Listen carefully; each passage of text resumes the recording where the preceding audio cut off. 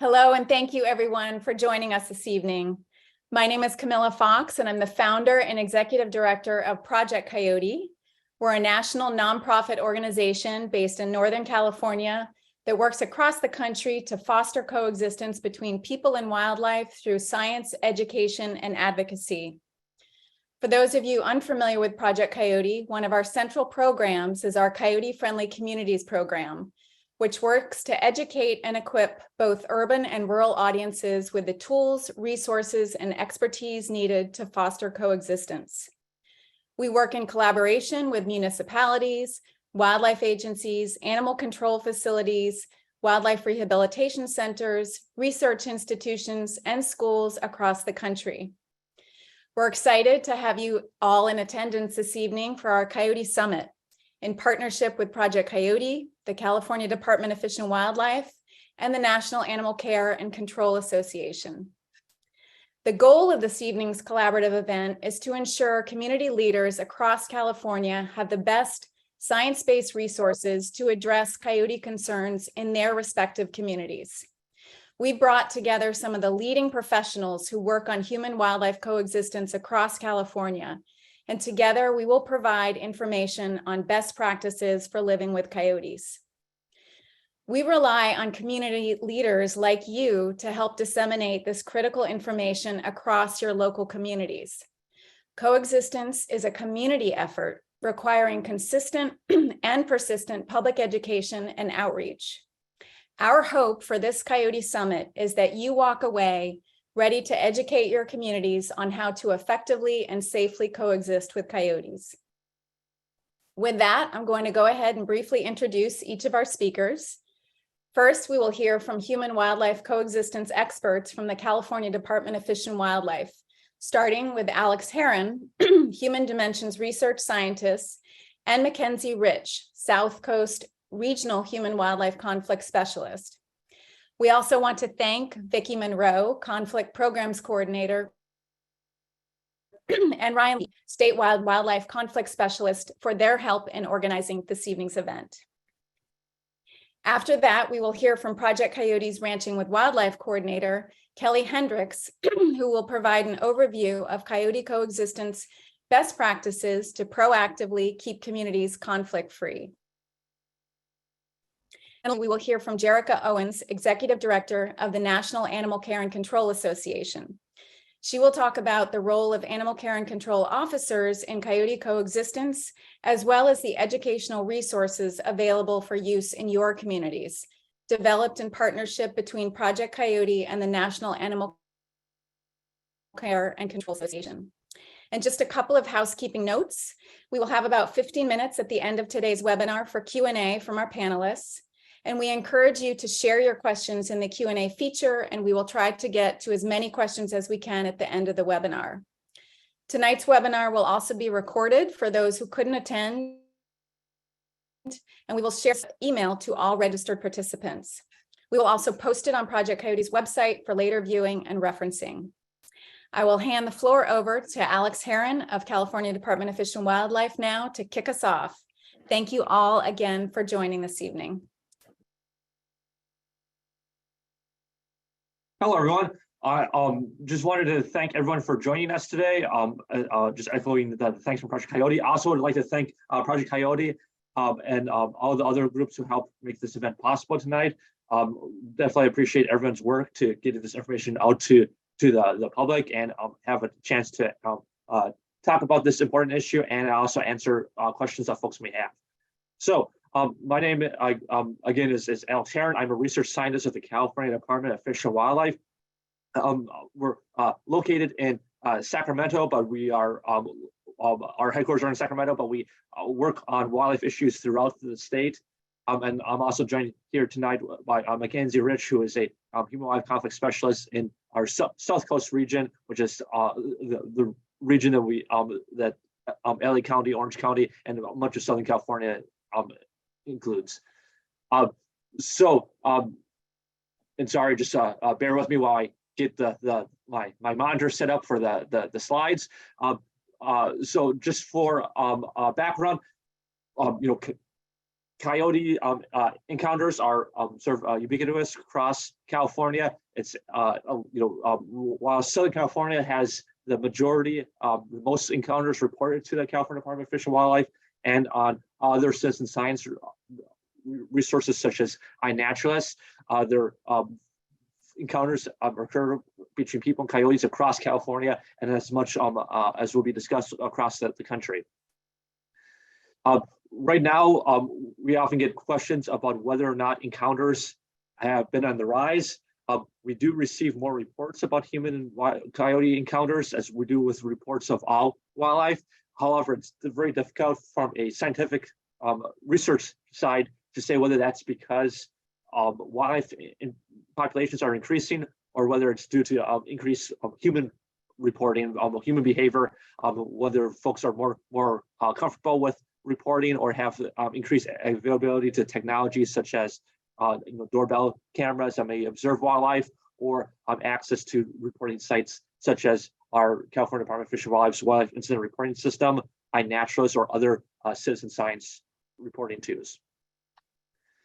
So just a brief background on coyotes and their legal status and policy throughout the state. So per our the California Fish and Game Commission terrestrial predator policy, native terrestrial predators such as coyotes are an integral part of California's natural wildlife and possess intrinsic biological, historical, cultural value, which benefits society and ecosystems. Even though we know that a lot of folks have concerns about coyotes and encountering coyotes, we do want to state that they are native predators to California, and they do have a lot of ecosystem benefits. So the goal is to how we can preserve those ecosystem benefits, such as rodent control, while at the same time minimizing the negative aspects of human and coyote encounters. So human safety is considered a priority, and we promote a diverse set of different tools to try to avoid, reduce, and prevent conflict. For the legal status of coyotes in California, coyotes are classified as non-game species per Fish and Game Code and Title 14 Code of the California Code of Regulations, which relates to natural resources in the state.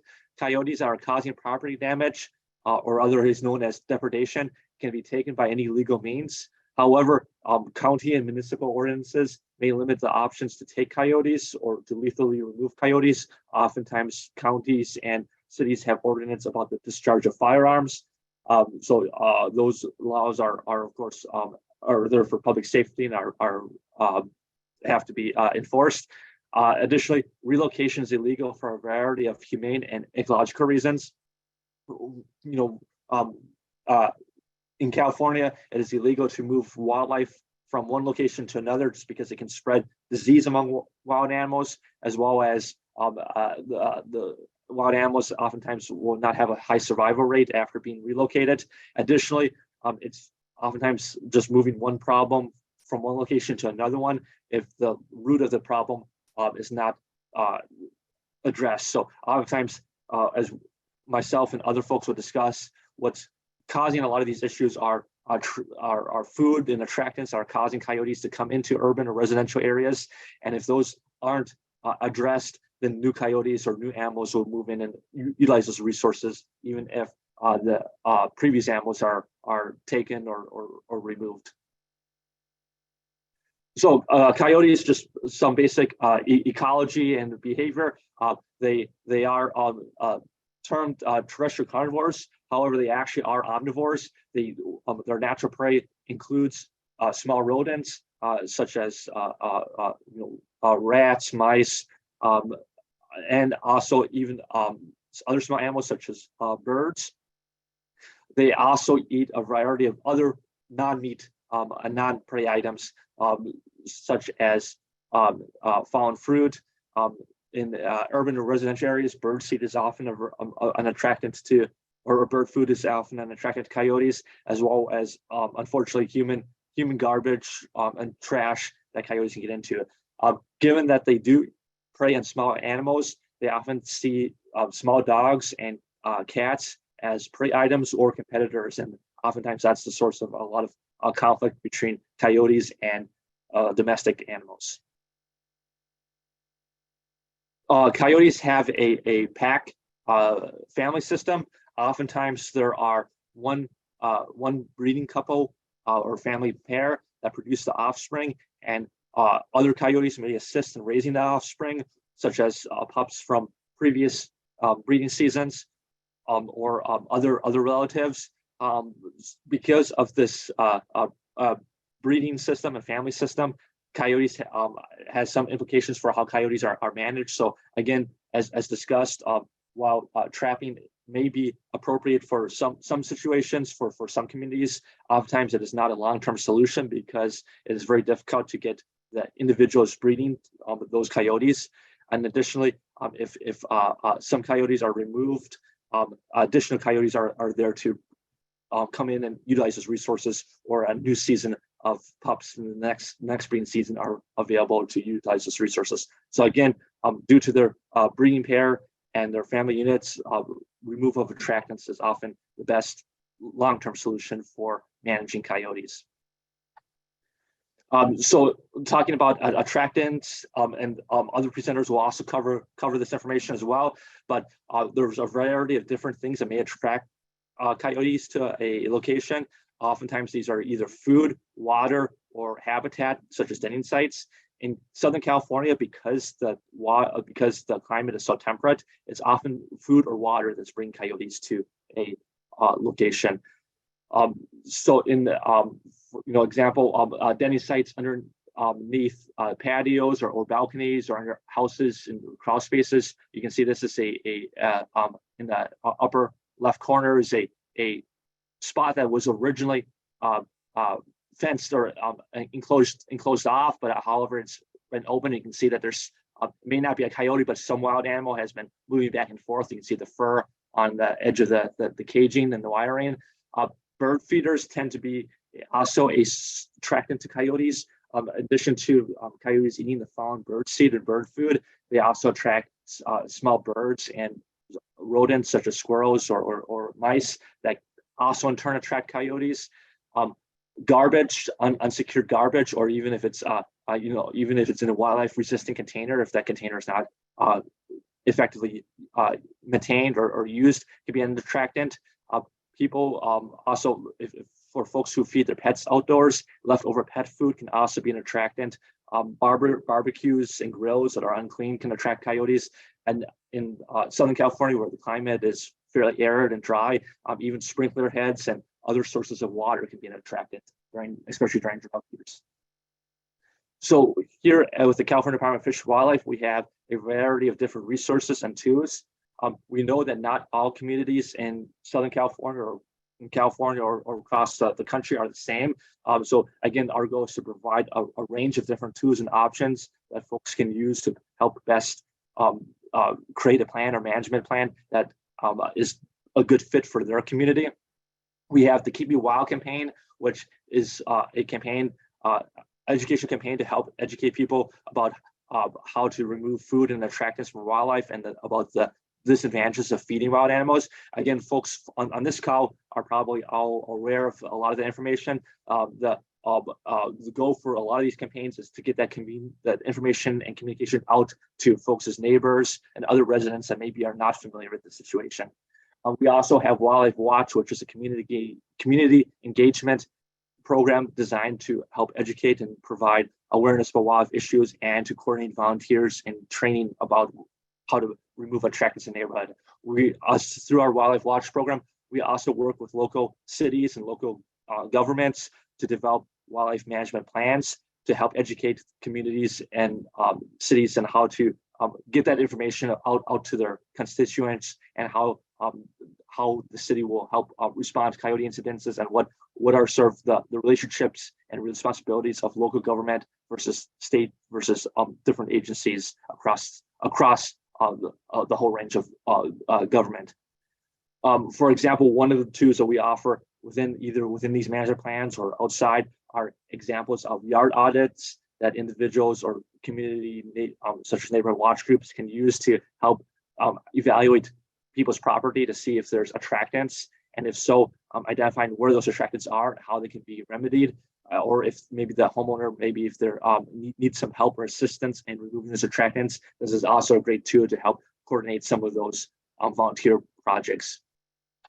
In addition, another example of a item for a coyote or wildlife management plan is a response matrix that highlights the different types of interactions between a human and a wild animal, and what is the city's response or the state response to each type of those encounters. So this is just an example of a template that can be used and is available on our website or through our Wildlife Watch program. We also offer a wildlife incident reporting system that is available on our website. Either you can navigate through our homepage or through our human wildlife conflicts page, or you can go to this URL that we have listed here, or you can provide afterwards. This allows individuals to report encounters with coyotes as well as other wildlife. Those reports are routed through the system to a local biologist or human wildlife conflict specialist, and they help address the situations with the reporting party. So that is the brief overall of my part of the presentation. I'll now turn it over to Mackenzie, who will talk a little bit more about the Southern California regional perspective of coyotes and CFW's response, as well as what happens when she receives a WIR or a report about coyotes. What a little bit more perspective on what happens behind the scenes and how that type of interaction and outreach is performed. Thank you, Mackenzie. Hi, Alex. Thank you so much for that. That was a great introduction. I'm going to turn my camera on briefly because I happen to know that my computer is goofy and will not work so well once I share my screen. So let's get this going and we will get the ball on the road. Okie dokie, friends. So, as Alex said, my name is Mackenzie. I am a human wildlife conflict specialist with the California Department of Fish and Wildlife. And that's just a really fancy way to say that I'm a wildlife biologist whose focus really is to help folks prevent human-wildlife conflict before it occurs, and when it does occur, help mitigate that situation. So today we're going to talk about kind of two general topics. The first is what is the CDFW's role and what are local communities' role in wildlife management, and also common questions and concerns that we get and that I get as a human-wildlife conflict specialist in the area. I think the most important thing to remember with human-wildlife conflict is that it's complex, it's contextual, and it's complicated, frankly. Our attitudes, our values, our perceptions, our tolerance of wildlife, this all varies widely and greatly with our community knowledge, our cultural identities, our traditions. All of these things are interconnected with how we view wildlife, and in this case, coyotes as well. So just acknowledging that we're all coming into this with a different set of perspectives, and that's great, that's to be expected, and that's frankly a good thing. So what is the role of the department in coyote management? What we don't do is relocate coyotes, as Alex had said, for a multitude of reasons that we can, if you would like, delve into a little in the Q&A section. We do not provide lethal management except for cases of public safety incidents. So when an animal has been declared by law enforcement to be a public safety threat, then that animal may be lethally removed by law enforcement, or if that animal has made physical contact with a human, that is another situation in which coyotes might be lethally removed by the department themselves.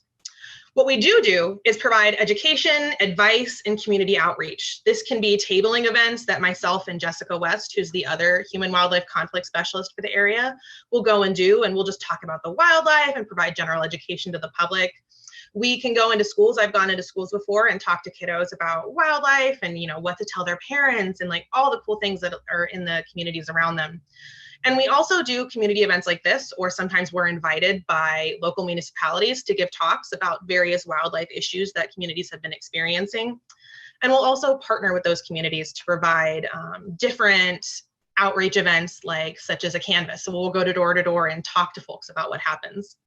One of the other things that we do and that I do as a human wildlife conflict specialist is talk to folks who submit those WIRs, like Alex said. Somebody might call us and say, look, I walk my kid home every day at 3:30, and every day I see the same coyote around. What can I do? What should I be concerned about and not be concerned about? How do I navigate this situation? And that's where we really step in and provide individual and personalized advice for each situation that kind of comes at us. And sometimes that means that we go and we provide a site visit. So we'll go to that person's house, or maybe a school, or a neighborhood, and we'll provide site visits to do those kind of yard audits that Alex talked about. And we can really get an idea based on what we see on the ground of what's going on in the community. So that leaves the question then, what is the role of a community in coyote management? Establishing and enforcing local ordinances against feeding wildlife and coyotes specifically is one of the most important tools that communities can deploy in preventing and reducing human-wildlife conflict. And we'll talk about why feeding wildlife can be so problematic in just a hot minute. Communities can also establish a response team for coyote sightings and hazing opportunities. I mean, I love being able to talk to folks, but it's hard sometimes to be able to actually get out on the ground with so many responses and reports coming in of a variety of wildlife issues. And so having a team from that community that is knowledgeable in coyotes and that is knowledgeable in the situation and how to haze and when to haze and how to haze appropriately, having that response team on the ground in each community can go a long way to helping prevent conflict from escalating. Establishing protocols for a city response to habituated or aggressive or increasingly bold coyotes is also a great way. Having a management plan that says, if X, Y, and Z happens, we are going to respond with A, B, C. Having that there in place to have the community be able to know and respond quickly to incidents as they occur is also something that is really important and can go a long way towards helping reduce conflict.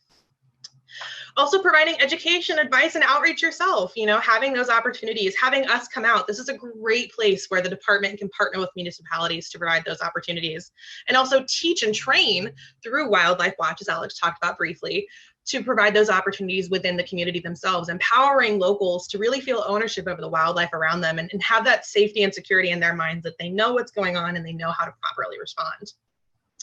Just highlighting a really quick study that Alex and some co-authors put out. We're going to talk about LA, Orange, and San Diego counties really quick because those are the counties that I cover. So in Los Angeles County, they reviewed 87 cities and found that 32 cities had websites that addressed coyotes, right? Addressed coyote issues.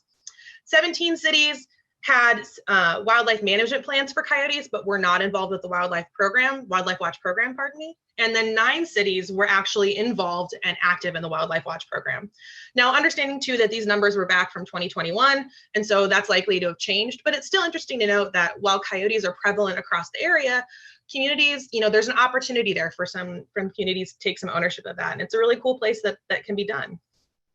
In Orange County, 34 cities were reviewed.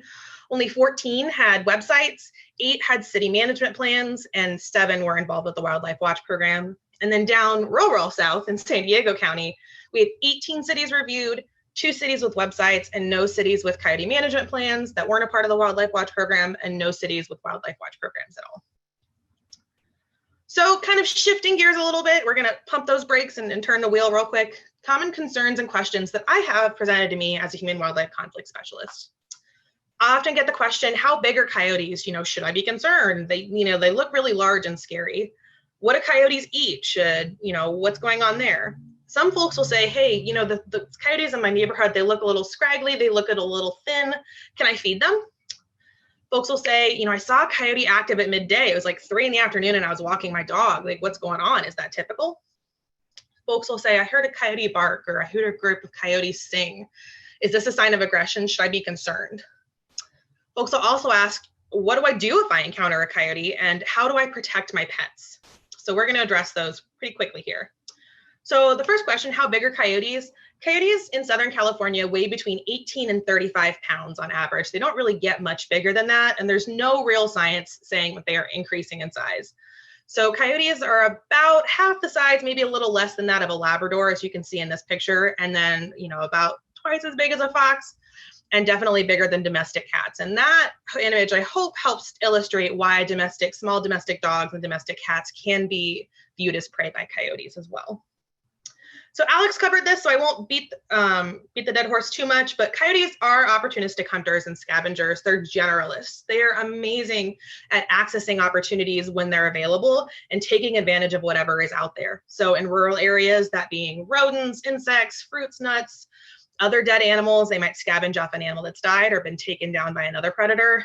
In urban areas, they definitely have that that same diet, but they'll supplement it with things that unsecured attractants like Alex is talking about. So pet food, trash, feral cats. Unfortunately, there's a study done recently that showed a significant portion of urban coyote diets were feral cats. They're the right size, they're readily available on the landscape, and it's really unfortunate, but it does happen. And they'll also go for fruits and vegetables. So fallen fruit from trees, avocados, maybe our cucumbers in our gardens, they'll take advantage of things that are there and readily available for them. Folks will then kind of say, similarly to that and related, the coyotes in my area, they look thin, they look hungry, can I feed them? And while I recognize that is such a genuine hearted thing to do, and I really appreciate that folks care for the wildlife around them, but there are a multitude of problems associated with feeding wildlife. It causes animals to congregate in one area. So that can have the potential to spread disease. It can also increase the probability of conflict in that area, which we definitely don't want to do. They're not just attracting coyotes when they're feeding as well. We're also talking about attracting raccoons, opossums, skunks, possibly bobcats, again, and then congregating those animals in one area. It can then make wildlife dependent on human provided resources. Coyotes are definitely generalists, and they're excellent at taking advantage of the resources available. But if they're being fed in one area, they're getting all of their caloric and energetic needs met by people, they're not going to spend the time to go seek their natural food sources, and that can actually also be really unhealthy for them as well. Folks will say, well, with the drought, can I at least provide them water, right? I won't feed them, but I want to make sure they have something to drink. Water stations can similarly cause congregation of wildlife in an area, and they can cause drowning or trapping of smaller animals, which we also don't want. So despite the unprecedented drought situations, I promise there is still food and water available to wildlife in Southern California. They might have to work a little harder to get it, but it is still there. Wildlife really need our respect and not handouts in these situations. In addition to those issues that I just talked about, feeding coyotes can cause behavioral changes. So habituation is a process through which animals learn to not really respond to humans, right? They're showing little to no overt reaction to humans because they've been repeatedly exposed to people and activity without really any negative consequence. They've been active around people and nothing bad has really happened. So in this image, we can see a coyote is foraging around, a young man and young woman and their dog, and nothing's really happening. It's foraging, its head's down. It's, ears are pointed forward. It's aware of the couple, but it's not really worried about that. And that's something that we really don't want to see. This habituation causes an increased proximity tolerance. So coyotes are more willing to be active and forage around people. Same thing, risk-taking behavior goes up. People are scary. People are big, weird, hairless, two-legged things that present a risk to them, but they're willing to be around people because they're getting their resources and those caloric and energetic needs met. That all leads to an increased potential for conflict and bites, which we don't want to see for people and for wildlife. The majority of bites on humans typically occur where coyotes are being fed, and that can be intentionally, providing the feed stations, hand feeding, or unintentionally leaving our unsecured attractants around. Those coyotes have learned to associate humans with food, and that's where things start to go wonky. Folks will also say, like I said, I see a coyote active at midday. What's going on? That's not what I thought was supposed to happen with these animals. In rural areas, that's absolutely correct. Coyotes are active between dusk and dawn, typically. However, in our urban and suburban landscapes, coyotes and many other wildlife species at that are active anytime, day or night. Why the switch then, right? Food and water availability is worth the risk of being active. Maybe people only feed their pets outside during the day, so they're willing to hang outside and around these areas during the day. It's also because they've learned to be tolerant of people. So it doesn't really matter to them that there are people around because there's an abundance of resources anytime, day or night, whenever they want it. And so they're just able to access it with ease. They're also not super worried about large predators at this point. So coyotes are a species that are actually predated upon or eaten by mountain lions. So in the more rural settings where you do have mountain lions, coyotes are definitely concerned about, being predated upon or eaten. In our urban areas, they're not worried about that so much. So coyotes typically and usually avoid humans until they begin to associate us with food. Folks will ask me, I heard a coyote bark, I heard a group of coyotes singing. Is this a sign of aggression? Should I be concerned? This vocalization is just coyote GPS. It is communicating with the family. Okay, Bobby's over here, Susie's over there, and Jimmy's over there. Got it. It can be warning others of danger. I saw something scary. I don't know what it is. I'm letting you know to come back me up. Coyotes do maintain and defend their territories against other coyotes. So it can be a territorial defense. It's a vocalization saying, hey, my land, back off, or calling in for backup. Ultimately, it does not mean that they have attacked or killed an animal. So here's the really big one, right? That I'm sure you guys are all waiting for. What do I do if I encounter a coyote? How do I handle this situation? First things first, we want to stop. We don't want to run. We don't want to incite that prey chase instinct. Just like if you run from your dog and it chases you, that's a similar behavior that could be exhibited, and we don't want to see that. If we're walking with small dogs or kiddos, we want to pick them up and keep them close, and also keep our large dogs close to our body. We want to back away slowly, facing the coyote, keeping eye contact, and just kind of backing away. You can talk in a low voice, just letting the animal know, hey, I see you, I'm getting out of here. Now, if the coyote continues to approach you, you're going to want to yell, clap, get loud, make loud noises, make yourself look as big as you can, wave your arms in the air. And you can also throw small objects at the animal's bum to try to startle it off. So small rocks, sticks. If you've got a bag of dog poop in your hand, that can also be something you can toss at the animal. Again, it's just trying to startle it off. We want to continue backing away, though, giving that coyote space and time to leave the situation. The other thing that we want to note is that coyotes might just be escorting or shadowing. It's a behavior exhibited to try to make sure that you're not approaching their den or their pups. It's just kind of like I want to watch the situation and kind of monitor what's going on. It's not necessarily a sign of aggression. So we say in the department that scaring is caring. That waving your arms and yelling, that's what we call hazing. It's just a technique where deterrence or scary noises or movements, they're used to modify and redirect an animal. We're trying to teach the coyote what it's doing is bad and it will not be tolerated. So we like to say that things like a trash bag, it's something really simple, but can be a really effective tool. If you're out walking and you see a coyote and maybe it's not backing away, or maybe it's, down the street or kind of getting close and you're getting uncomfortable with that, grab that trash bag out of your pocket and start snapping it and yelling. It's a weird visual stimulus. It's an odd sound that it probably hasn't heard before, and it's a really effective way to try to scare that animal off. Another one is a whistle or air horns, really readily available to a lot of us, and they're really quick and easy. So is yelling, right? It's probably the simplest tool in the book, and most of us have it on hand. Flashlights, especially if you're walking at dawn and dusk, which we don't recommend, and we'll talk a little bit in a minute about that. But shining that in the animal's eyes, waving it back and forth. Again, we're just trying to startle the animal with something that it doesn't like, to teach it, hey, if you do X, Y, Z, I'm going to respond with A, B, C, and you're not going to like it. Just a quick note here about deterrence and hazing is that no deterrent is 100% effective 100% of the time. We want to use several methods in combination consistently and over time, recognizing that every animal is an individual, right? Something that one coyote responds to, another coyote might not care at all.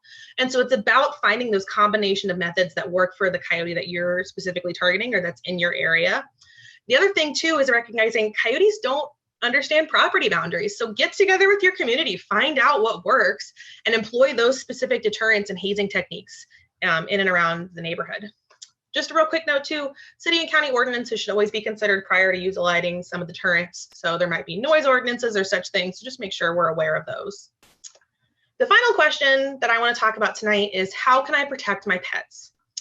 Keeping pets indoors when they can't be closely monitored outside is probably the #1 thing that we recommend to folks, and that I recommend and I think is the most important. We all, get up in the morning, let the dog out, go grab a cup of coffee. And unfortunately, that moment when they're outside unmonitored is typically when unfortunate incidents and attacks on pets occur. We always, always, always want to walk our pets on leash and make sure that they are the 6-foot leashes, those short leashes, not the extendable ones. There are kind of 2 primary reasons we say this. One, if something unfortunate were to happen, you want to be able to maintain control of that situation with your pet a little bit more, and that's a lot easier to do with a 6-foot leash than one of those extendable ones. The other thing is that by having your pet so far away from you, it might increase the boldness of a coyote or another predator potentially, seeing that animal and thinking, okay, I can get that and go. If they're that far ahead of you, and by having them shorter, they can recognize that that animal is an extension of you. We want to avoid walking our pets at night, always understanding that sometimes the dog has to go to the bathroom at 3 in the morning and you have to take it out, right? If we're doing that, totally understandable. We just want to make sure we're bringing a flashlight, we're using some sort of light with us, just to keep an eye on the situation, have some situational awareness with that. And also make sure we're having some sort of noisemaker, a whistle, a little jam jar with some old bolts in it that we can shake and make a lot of noise, a trash bag, some kind of deterrent with us. We want to make sure we're feeding our cats and dogs indoors for two reasons. One, that pet food itself can be an attractant for coyotes, but it can also attract rodents, which then can attract coyotes to our yard, right? Because, not only is the pet food there, but their prey species are there as well. Finally, we might want to consider installing fence exclusion devices, such as these roller bars that we see here. Coyote jumps up on the fence, puts its paw in, and rolls right on back down the fence so it can't access the yard. There are also armored vests that are available on the market from a variety of companies and organizations. They're not necessarily something that's going to prevent an attack or something that might save an animal's life on its own, but what it does is give you time to respond, right? It helps give you a moment to see, oh no, the coyote is trying to get my dog, but it got a mouthful of spikes at first. Let me go out and try to help my animal. So that's what they're really used for. And plus they look really cool, right? So just some living with coyote takeaways. Coyotes are an extremely intelligent, adaptable species that are going to continue to share the landscape with us humans. To avoid conflict, we have to be prepared and aware, right? We want to avoid feeding wildlife and understand how and when to use deterrence and hazing. Finally, it really truly is up to each of us to prevent conflicts with coyotes. So thank you guys so much for doing your part to keep wildlife wild and coyotes wild. I'm just going to leave this up here for a hot second as we switch over presenters so that you guys can take a quick screenshot, take a picture real quick. But I'd love to chat with folks if you have any other questions for me after tonight's event. But thank you guys for the opportunity to chat with y'all. Really appreciate you. So thanks, guys. I'll hand it off now. Hi, everybody. There we go. Can you guys all see it?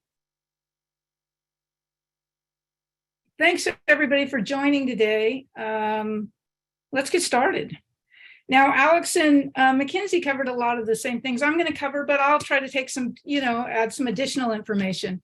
Camilla told you about Project Coyote and our work. So, you know about that. I'm just going to tell you quickly a little bit about me, because I think my background offers me a kind of a unique perspective on these issues. My husband and I are cattle ranchers. We live and work on a ranch where my husband's managed the cow calf operation for over 25 years. And over those years, we've raised thousands of calves alongside coyotes and mountain lions and other predators without the use of lethal controls. I'm also a wildlife rehabilitator working with Sonoma County Wildlife Rescue, and every year I foster dozens of orphaned babies and to raise them and release them into the wild. And I'm vice president of Little Trooper Ranch. We're a nonprofit that specializes in rescuing small dogs from bad situations and rehoming them into loving homes. And I also serve on the Sonoma County Fish and Game Commission. So the reason I tell you this is because sometimes when I give these presentations, people think that I just care about coyotes, but I actually care about, and I do care about coyotes, but I also care about dogs and livestock and people too. So, but I believe strongly that as humans, it's our duty to not just be good stewards of our pets and livestock, but also of the wildlife that lives amongst us. So knowledge is power, right? And the more knowledge people have, the less fear they seem to have about things. And so I'm going to cover a little bit about coyote families, because I think that's such a cool part of their lives. They're just really interesting animals in this regard. So coyote packs are just families. So, and out of that family, the mom and the dad mate for life until one of them dies, and they will find another mate, but they mate for life and they're monogamous. And they're only one of, I think, 5% of mammals that are monogamous. So that's kind of cool. They're territorial. And this is really important to know because coyotes, like other predators, are territorial, meaning they won't overpopulate an area. They will not tolerate others of their species in their areas. So that's important to know. And in the coyote packs, only the alpha pair, the mom and dad, will mate, and all the other pack members will remain behaviorally sterile as long as they're a member of that pack. So life cycles are important to know when it comes to conflicts, to know what's happening different times of the year, why coyotes might be behaving different ways at certain types of year.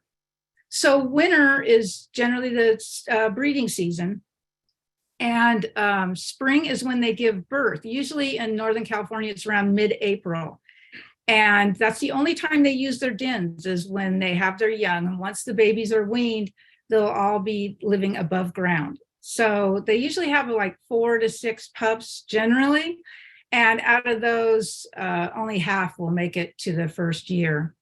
Summer's when they're raising their youngs. And so there's a lot of need for resources. They have a lot of mouths to feed because they're no longer, they're weaned.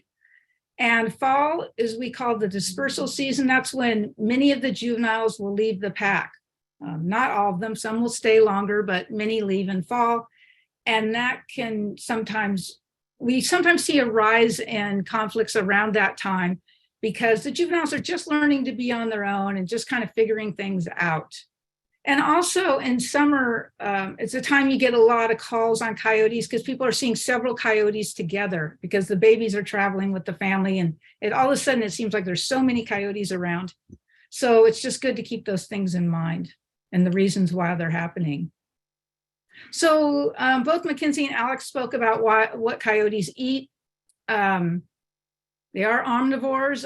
Rodents are by far and away their favorite prey. In fact, a single coyote can eat 1,800 rodents in a year. So that makes a coyote pack a really effective form of rodent control. That's free. So, and they're scavengers and opportunistic, as both Mackenzie and Alex mentioned. So if they will see your small pet, they could see your small pet as a prey item.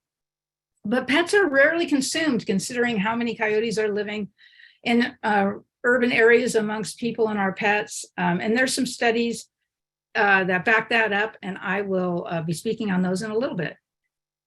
So feeding wildlife, we spoke about this, it's big problems. We're not 100% sure why it makes animals more likely to attack, but it does. This doesn't mean that every coyote that's being fed by people will be aggressive, but it certainly increases the chance of that happening. So with intentional feeding, there are people that intentionally feed wildlife. That's obviously a huge problem, but also other things like feral cat stations. They're usually most often fed on the ground, and we find that coyote conflicts increase in those areas where there's feral cat colonies because of this. So we try to encourage people that are managing feral cat colonies to build these structures like the one you see on the bottom right of the screen, where it's a raised platform, feeding platform, and the aluminum apron on the bottom is to keep raccoons from accessing that. And also we encourage people with feral cat colonies to just only feed as much as the cats can eat in a given day. Bird feeders, we spoke a lot about that, why it's important to pick up seeds under bird feeders, bring in pet food at night, keep your trash and compost cleaned, fruit trees, the fallen fruit from trees is a big attractant to both rodents and coyotes. You want to keep that cleaned up, and keep ponds and backyard coops secure and predator proof. So this is something I think about a lot, is that when you go into national parks nowadays, everybody kind of has learned, because there were so many, back years ago, there were so many conflicts between bears and people, and bears were losing their lives because people weren't thinking about securing their food when they're out camping in national parks. And finally, there was a major campaign. We educated the public and they reminded every time they go into national parks to secure their food, secure attractants so that bears don't become a problem. And I think we need to keep that mindset and apply it into our urban areas to help reduce conflicts with wildlife. So as we said, studies show that almost every coyote involved in conflicts was a coyote that was fed by humans. Vocalizations are a super cool thing about coyotes. They have more, I think like 22 different vocalizations, which is more than any other mammal in North America, I believe. One of the cool things that they can do is something called the Bo-Just effect, where they can play tricks with their voice. So just a couple of coyotes can sound like a large pack. And they howl to locate and greet their family members, because even though they're pack animals, they spend a lot of their day apart. So in the evening, they'll howl so that they can find each other and they all greet each other. And those howls can sound horrifying. They can sound like a cat's getting skinned. But when you see the behaviors behind that, the reality is it's a very joyous time, and the coyotes are just excited to see their family members. They vocalize for territorial reasons, to tell other coyotes they're in that area. They vocalize because they're in distress, but the vocalizations are not related to hunting. They don't vocalize when they're hunting.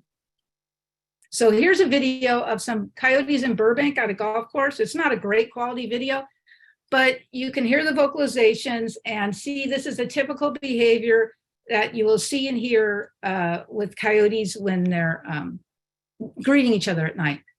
And also it's a good example of the Beau-Geste effect.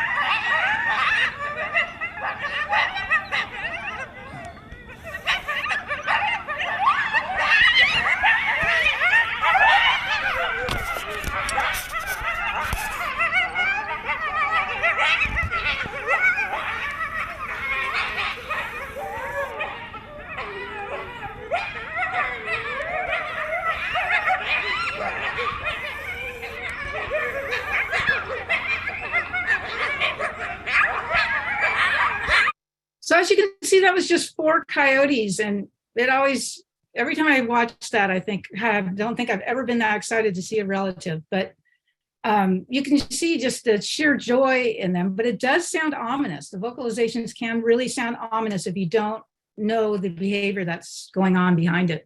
And it can sound like they're killing something. So Mackenzie spoke a little bit about hazing, and I'm just going to reiterate some of what she said. And anybody can haze. It's from a 5-year-old to a 95-year-old person. It's all just about acting big, bad, and loud, but you don't have to be a big person. You don't have to be a strong person. You just have to be, it's an acting job. You just have to pretend you're big, bad, and loud. So when do you haze? You haze when a coyote approaches you, your home, your pets, or your yard. How? You just do it by acting big, bad, and loud. That you can slap your leg really loud, you can yell, you can toss things in their direction. The trash bag is a great one because you can just carry them in your pocket and flip it out when you see a coyote. I really like the storm whistles because they can be worn in a lanyard around your neck, so they're always available. And if you're having problems with coyotes, you can wear it, and then the minute you see them, you can start blowing them. They're the loudest whistles there are, and they're made to be used in high winds and rain. So they're really effective. You want to continue to do this. The thing that sometimes people say, I tried to haze, but it didn't work. And where people generally go wrong is they'll haze a little bit, kind of half-heartedly. The coyote will run off a little ways, and then they'll stop, and then they turn around and they look back at you, kind of trying to see whether you're serious or not. So that's when it's super important to continue the hazing, make eye contact with that coyote, let him know you're targeting him, and continue the hazing, make it more aggressive as necessary until the coyote leaves the area. Urban coyotes can be a lot stickier than the ones we have out here in the country because they have to be somewhat habituated to people in order to survive in urban areas. They're just going to be stickier. So it takes a little bit more to get them to move off than it would a coyote in a rural area. You don't want to haze when coyotes are being respectful. If they're just hanging out, hunting in a field, leave them be. Or if they're protecting pups or dens. So if it's spring and you're trying to haze a coyote and it's unusually sticky or almost as seemingly aggressive, it's best just to gather your dog, whatever, up and back out of the area. And as Mackenzie pointed out, you never want to run from a dog, from a predator. First of all, you're never going to outrun them. And second of all, even if they weren't going to attack, it can ignite their prey drive. So if it's spring, always think about possibly practicing avoidance if need be. You don't want to haze them into traffic or if they appear injured.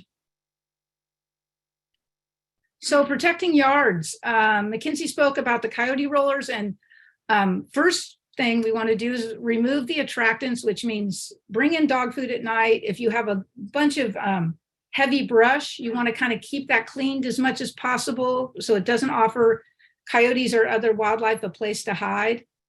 The coyote rollers are spectacular. If you have a 5 or 6 foot fence, put the coyote rollers on top, because the way they work is when animals jump over a fence, it happens really quickly. You almost can't see it, but they do touch the fence with their paws as they go over, and the rollers keep them just falling back. And the good news is it keeps domestic pets in yards and wildlife out. So that's super cool product. And they can be, a little pricey. But you can also do-it-yourselfers. Just go to YouTube and you can make them yourself cheaply. So Dig Defense is another great product. Back in the day when we had coyotes digging under fences, we used to have to trench all around the yard under the fencing and then bury hardware cloth. But with Dig Defense, it's just strips of galvanized steel rods. You just hammer it down into the ground, super easy, and that will keep pets in and wildlife out of yards.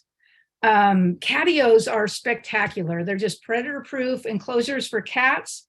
They can be as humble as the one you see here, or if you Google catios, you can see ones that are just gorgeous. And they also sell pre-made ones, prefab ones. You can order them and just assemble them yourself quite easily.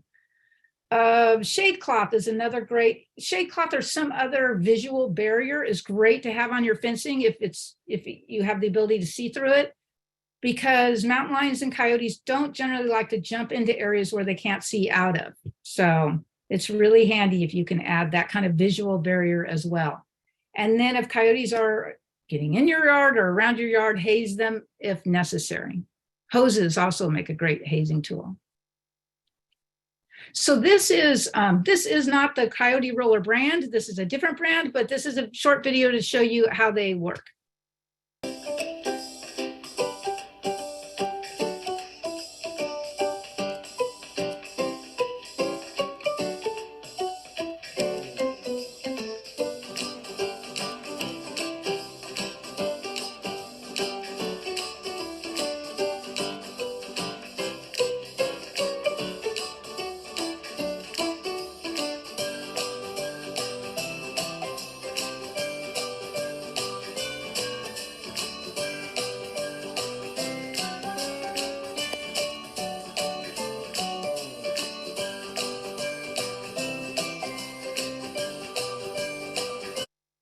So pretty effective, even against cats. You just want to make sure that you don't have tree limbs that, a cat can access to get out of the yard. Okay, keeping pets safe on walks. Mackenzie did a great job of speaking about this too. But leashes, just as a reminder, are probably one of the #1 most effective ways to keep pets safe on walks. Coyotes rarely attack dogs on leashes, especially short leashes. And I like to encourage people to think of their pets as toddlers. You wouldn't let your toddler play in the yard without supervising them, or take them out without holding their hand. Think of holding their hand as like holding your leash. Practice avoidance. Let's say you're just somebody that really doesn't want to see coyotes. They make you very, very nervous. Practicing avoidance is a great strategy to use. And that just means walking outside of dusk to dawn when the coyotes are most active. It lowers even the slight chance that you have that you'll see a coyote, just avoiding the times between dusk and dawn. Carry a deterrent. So again, I love the storm whistles. Walking sticks are great. I love the storm whistle, especially because if you're an elderly person and you're carrying it on a walk, it can help gain attention if you're to fall or if you have a problem. And it can also be a deterrent against human predators, or a safety measure against them. So that's kind of just a nice thing to have, regardless if you're worried about coyotes or not. Light up collars and bells are kind of a great tool. Because coyotes are neophobic, they don't like new things. So they're not used to seeing dogs that light up and jingle. So they probably won't be targeting a dog that's got a light up collar or leash and bells on its collar. And the light up collar and leash are also great to help prevent against car strikes. So really handy to have. And flashlights are great too, like Mackenzie mentioned. And also I find that if you get a flashlight that has the strobe feature, that's a really cool thing, because if you get shined in the light with a strobe, it's very disorienting, and it's disorienting for animals or other humans if they try to attack you at night. So that's a great feature to have on your flashlight if you're using one to walk your dog at night. And of course, haze if necessary. So it turns out we as humans are terrible at risk assessment. We seem to worry a lot about being attacked by wild animals, which is incredibly rare occurrence. But we don't worry so much about things like heart disease or whatever.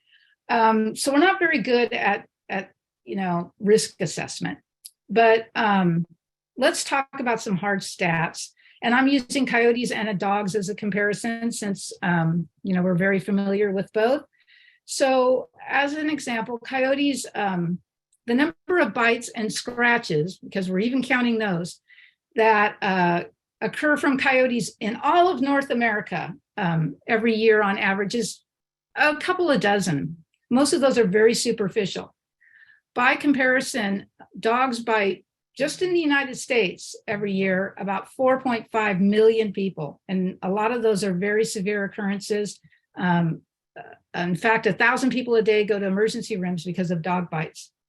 And if we're talking fatalities in all of history of all North America, there's been 2 fatalities attributed to coyotes.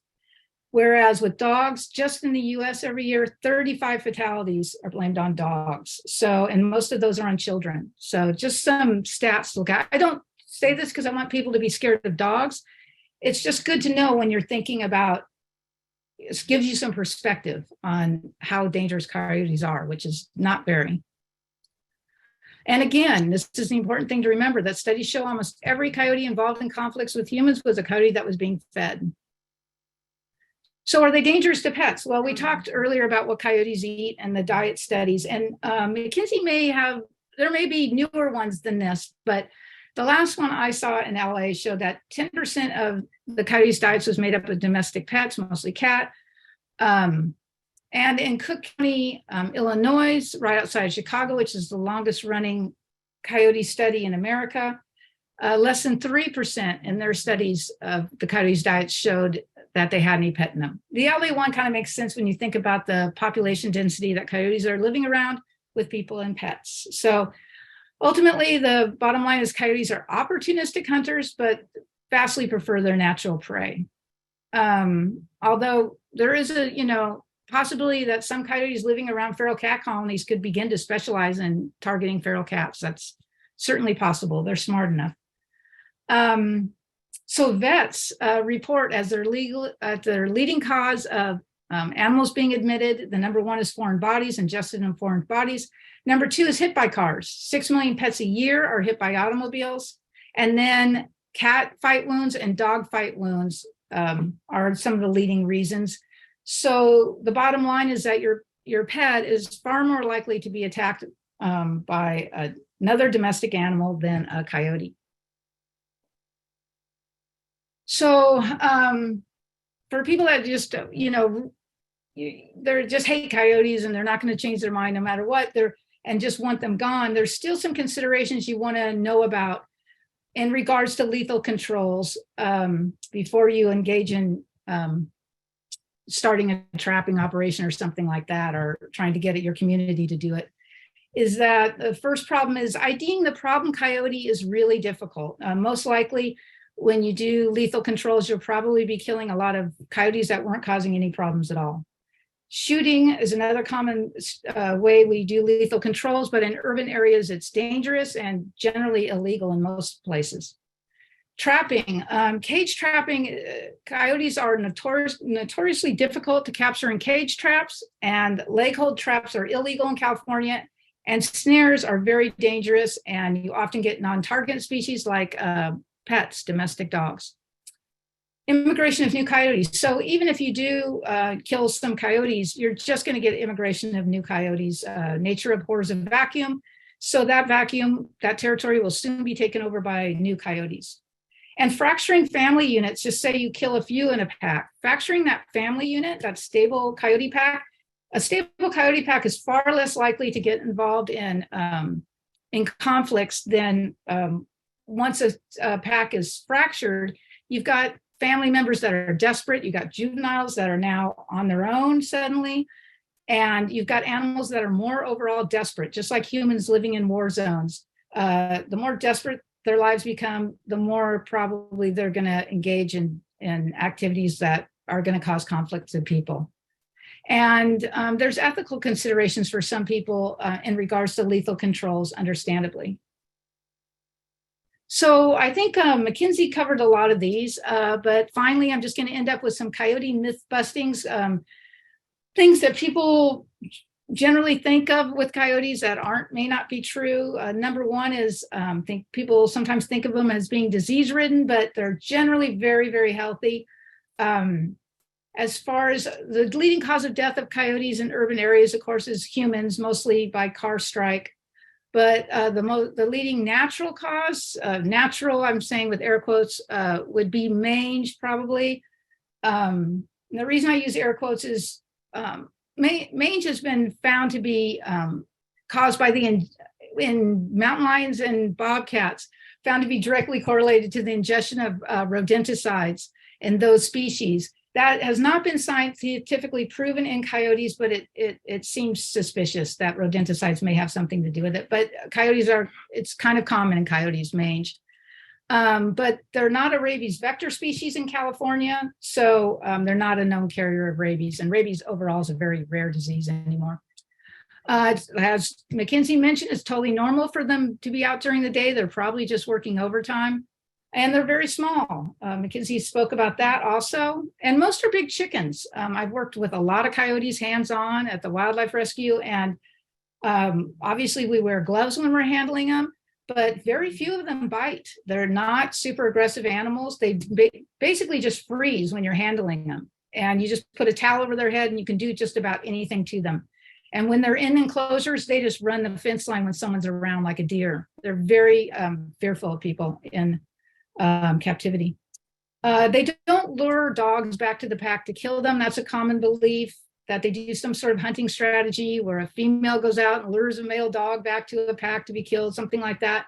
In reality, what happens is that dogs chase coyotes, and when coyotes run, coyotes hate being chased by dogs, and when they're chased, they generally will probably run back to some family members that are close by, and they may come to their aid. And as Mackenzie mentioned, they will escort humans and dogs in their territory just to make sure that they're not a threat and that they leave their territory, but that's not a predatory behavior. It's just what they do to make sure that a threat is leaving their territory. And I want to finish by just telling you, Jerica is going to speak to you next, and we're going to do questions after that. But beyond tonight, I wanted to let anybody know that if you had questions about anything, to feel I'm passionate about this subject of helping humans and wildlife coexist. So you're welcome to contact me anytime via Project Coyote or at my email, darbyhendricks@yahoo.com. And I'm going to turn it over to Jerica now.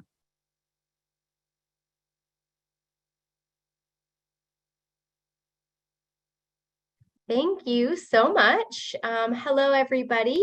Let me just get my screen shared here. Give me 1 second.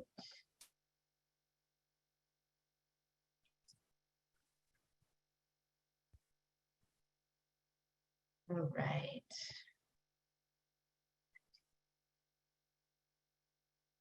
Okay.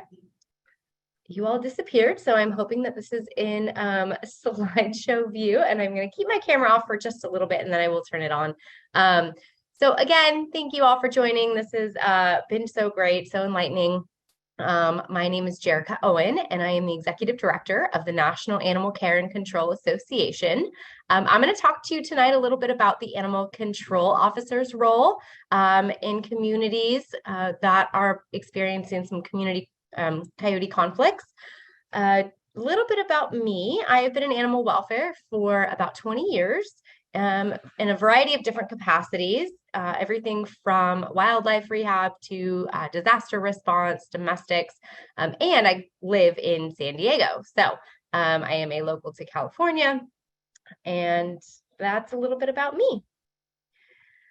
A little bit about NACA. So NACA was formed in 1978 to provide resources, standardized training, and support for animal care and control professionals across the United States. So throughout our history, we have been a leader in providing guidance for our members as the role of animal sheltering, animal care and control officers continues to evolve. So today's officers are not the same officers of previous years. We're committed to setting the standard of professionalism in animal welfare and public safety through training, networking, and advocacy. So as mentioned, we've learned a lot about coyotes tonight. During the summer months, especially, the calls for service for animal control officers and agencies goes up. They experience a much higher call volume from community members that are, have wildlife sightings in their backyard. We just heard that it's because they're actively raising their young, working overtime to feed those growing families. And as a result, there's going to be increased sightings and thus increased calls for service from communities to animal control. So I am going to start with what animal control's role is generally not. So animal control agencies are typically government-run departments that address issues related to domestics, right? Your dogs, your cats, your bunnies. Wildlife is generally not, in most, if not all, it's not in the animal control purview. And this is where it gets challenging for everyone involved, including and mostly for the residents. So if a resident maybe sees a coyote and has picks up the phone and makes a call, they may call city. The city may direct them to animal control. Animal control is going to say we're not obligated. Also, we're not legally allowed to relocate healthy coyotes.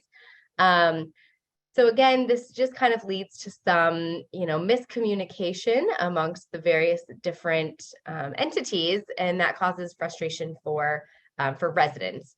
So as it relates to healthy coyotes, animal control generally will have no active role other than resources, which I'll talk about in just a minute. So again, this can lead to some community challenges, right, between this residents and the city. We see most commonly is a lack of clarity around whose role is responsible for what when it comes to dealing with coyote-specific situations. This can oftentimes turn into a bit of a ping-ponging for the residents, maybe having to be passed back and forth between their local animal control, the city offices, CDFW. So, and this can cause just a variety of different, variety of different issues. So it's things like this webinar that we're doing tonight, where we're all coming together and sharing information and talking to each other. That's really going to help, help the coyotes in the end, but really help us as an entire community and as a state. So now I talked about what animal control's role is not, but now let's talk about when animal control is involved. When there is a need for animal control to get involved, it's generally when the animals are either sick or injured. We just heard oftentimes the hit by car is very common. And so what we recommend is a collaborative approach from everybody who's involved. So the municipalities, the animal control, other animal welfare organizations, the rehab facilities, and other state agencies to ensure that there's clarity and understanding on the processes, the laws, and the scope when it comes to making sure that everybody's in alignment on the process. So depending on where you are in the state and what resources are around, there may be different processes. So it may be written into certain animal control contracts that they are required to, or able to, maybe not required, but definitely able to pick up sick or injured, while others may be that they are able to transport them to the rehab facility. So it really depends on the specific area. And while it would be amazing if we had everybody's information, we don't. But what I'm here to say is that it's really important, and it's ideal for healthy communities to really work together to understand what the process is, and identifying your city's response. I think Mackenzie talked a little bit about the city's response and really empowering the community. Animal control is a great opportunity to help bridge that gap because they're in the communities.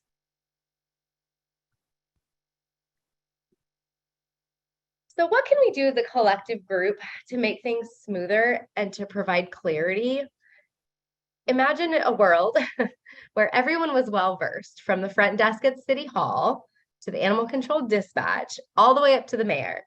So in coexistence strategies, in the laws surrounding the different, all the laws that surround everything having to do with coexisting wildlife. So this dual approach would really help all the way around. Of course, not everybody needs to know everything, right? That's unrealistic.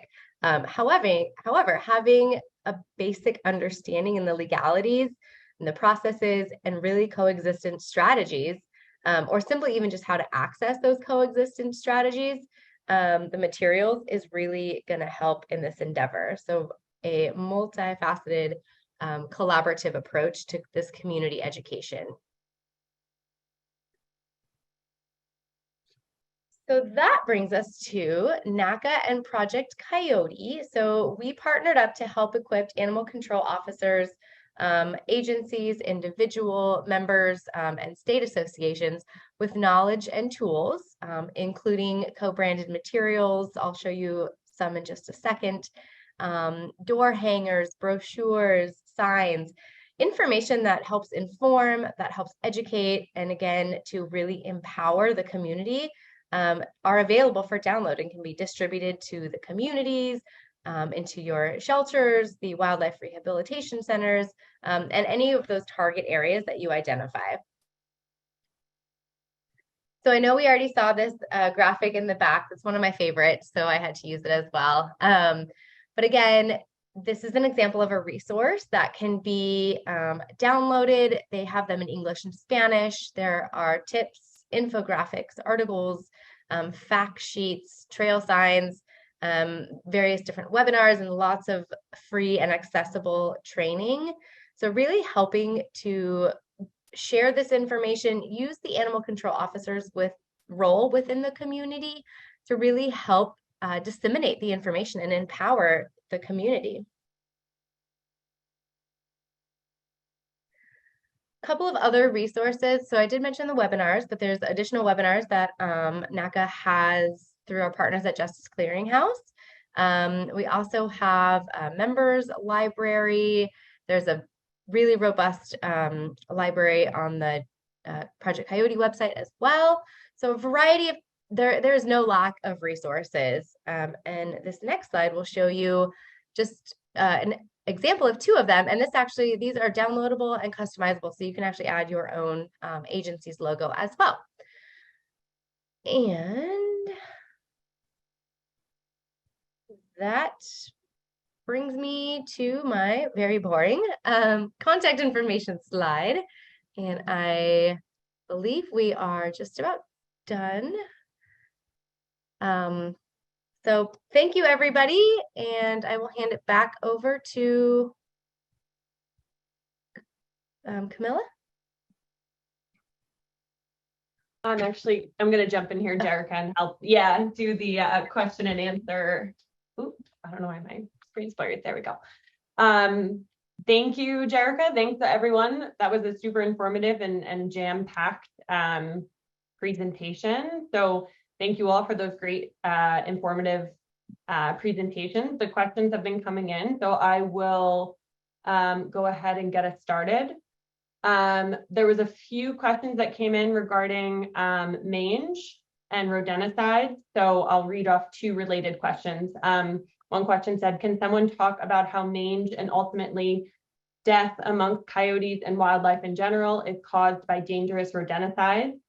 And relatedly, another question was, what are your thoughts on organizations that are treating mange through feeding the affected with food mixed with minticides? It is black and white feeding or treating. So I don't know who would want to answer that one specifically, but.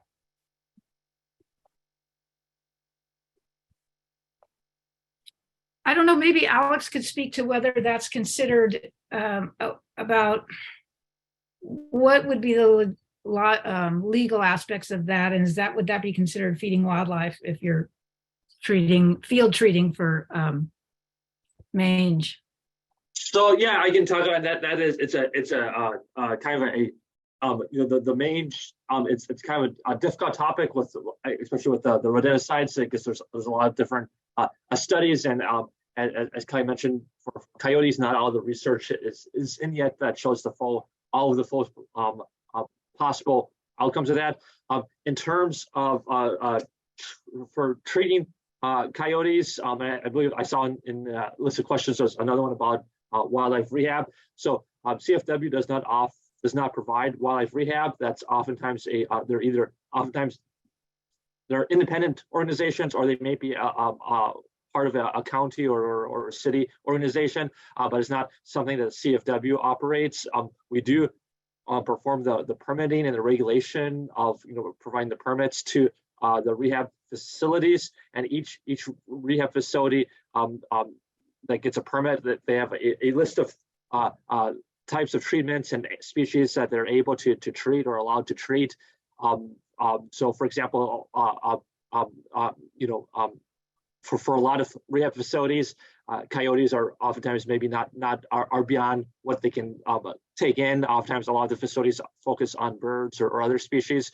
So, I guess the short answer is that it really sort of depends on the rehab facility and what the terms of their permits are for what types of treatment they can offer to what species of wildlife. For field treatment of coyotes, that there's a lot of evidence that can be very challenging to get, it's difficult to get the correct coyote the right treatment and follow-up. So again, for any type of rehab, it really needs to be done by a permitted facility in California.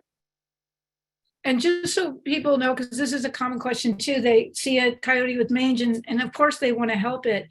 But until coyotes are, very, very compromised, they're super difficult to catch, and they don't do well in captivity. And sometimes they can recover fully from mange. So we simply can't rehabbers can't send out people to try and catch a coyote while it's still mobile. And they're difficult to trap in cage traps, like I mentioned. So there's just a lot of challenges if you're trying to get them into a facility to treat that mange. You probably won't get someone to come out to try to get it unless it's very compromised.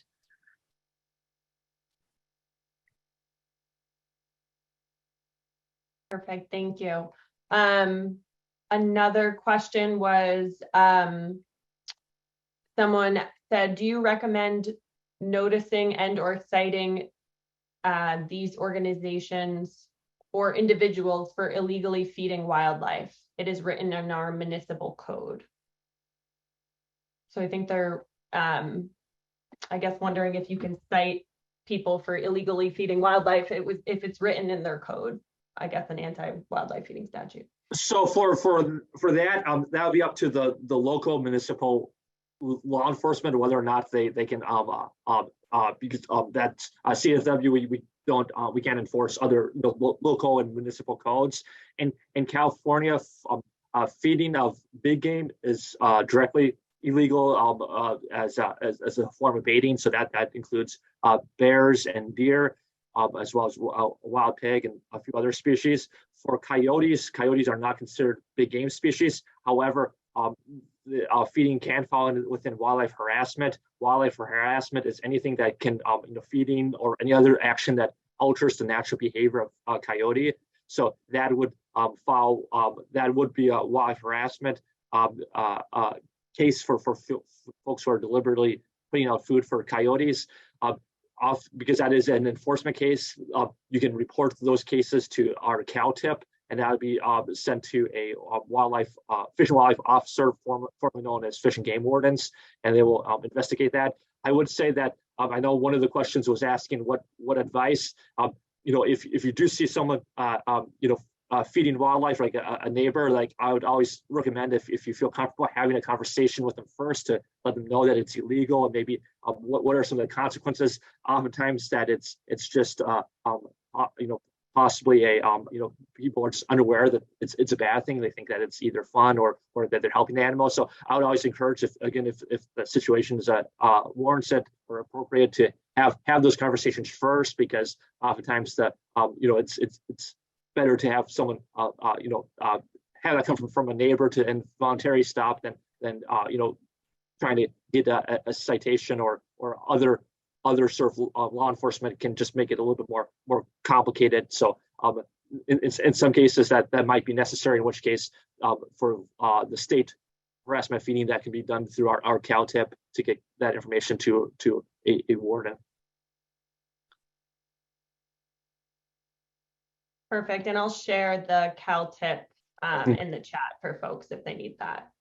And for folks who live in an area that has a county or city ordinance, oftentimes that's either done by your city municipal citation department, or sometimes it's the police department. Yeah, I would say whoever handles the municipal codes, so code enforcement. Sometimes it may be animal control. It just depends on the individual cities and what those, who handles those. So it's just part of that clarity, right? And making sure that everyone understands what those processes are. So just recommend to anybody to understand your processes and get together and have those conversations within your community about what to do and when to do it and who's going to do it. So everyone has the same information that you're sharing out with your communities.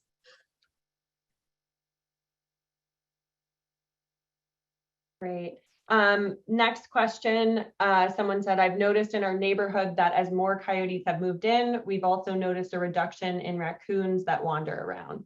Can you explain the relationship between the two species and how coyotes may change the diversity of our wildlife in our area?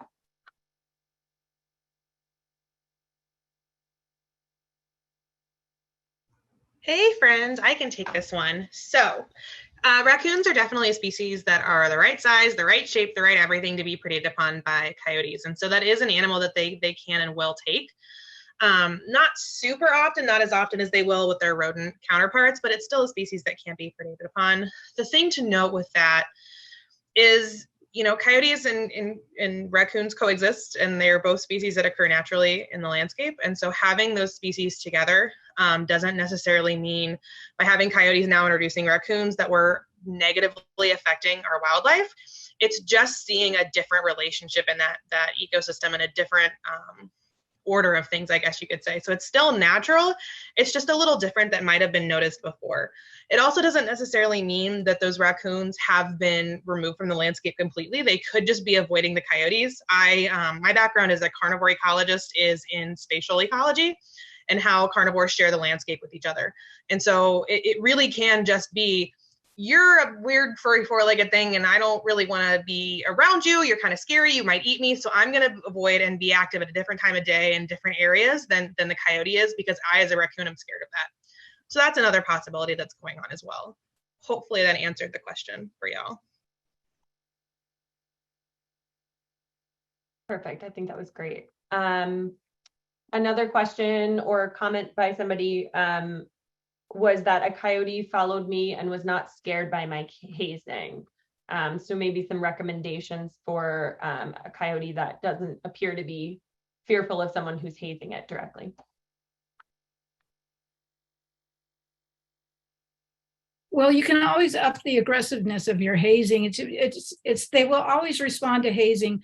It's just a matter of how much, energy you're putting into it, what kind of energy you're putting forward to the coyote. You have to let them know that they're not welcome, and you have to up the ante. If a coyote is a little less sensitive than some other coyotes, you just might have to be louder, bigger. You might have to throw something in its direction, whatever it takes. I don't know if I said this or not in my presentation, but it's a good time to mention it now, in that if you have small pets that you're walking, it's a good idea to get them used to any hazing things that you're going to need or you're going to take with you. So if you have a storm whistle and that's going to be your method of hazing, it's a good idea to get your dog used to that before you're out in the field, and so it won't scare your pet too. Or, if you're going to use the plastic bag in your thing, let your dog get used to that. But with a novel stimuli and doing it aggressively enough, the hazing will work. And the important thing to really remember is that all coyotes, when they're hazed, will run a little ways away and look back at you, kind of like just trying to tell if you're serious, if you're really targeting them. And that's when it's super important to let them know that you are targeting them and to put that energy back towards them until they completely leave the area.